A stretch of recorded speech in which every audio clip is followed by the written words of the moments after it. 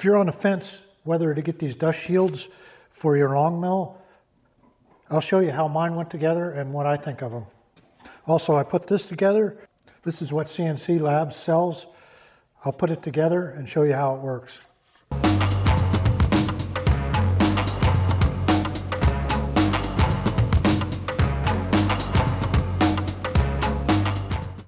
And for each side, you need these two M5 10mm screws that they provided in the main installation kit. First thing you do is just put one in, because there's already two from the motor down there. So you just need to work on this front side. Put this in all the way.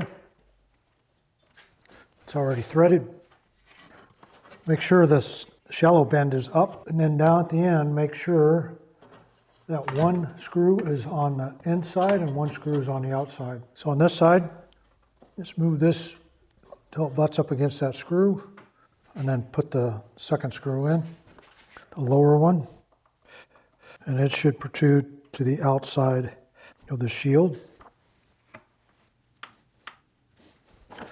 And there you go. I was not real impressed when I saw the instructions on how to do this.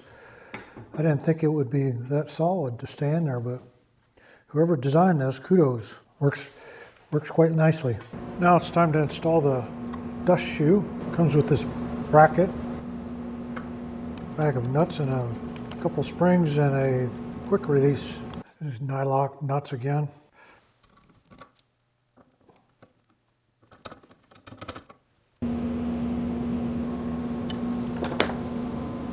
Spring part, you put the nut in here.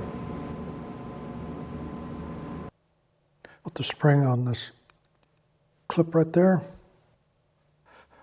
And that spring goes into this cavity, the smaller screw.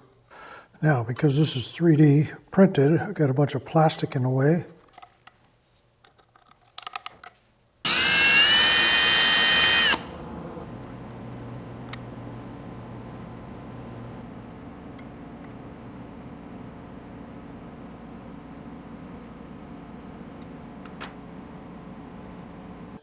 But you have to slide this all the way to the back to where this lip goes onto the bracket. It took me a while to figure that out. It's pretty secure. And you use this to just pop the magnets off of there. Just be sure that slides all the way back. You'll be seeing a lot more CNC videos as I get this thing up and running. Thanks for sticking around. Be sure to like and subscribe.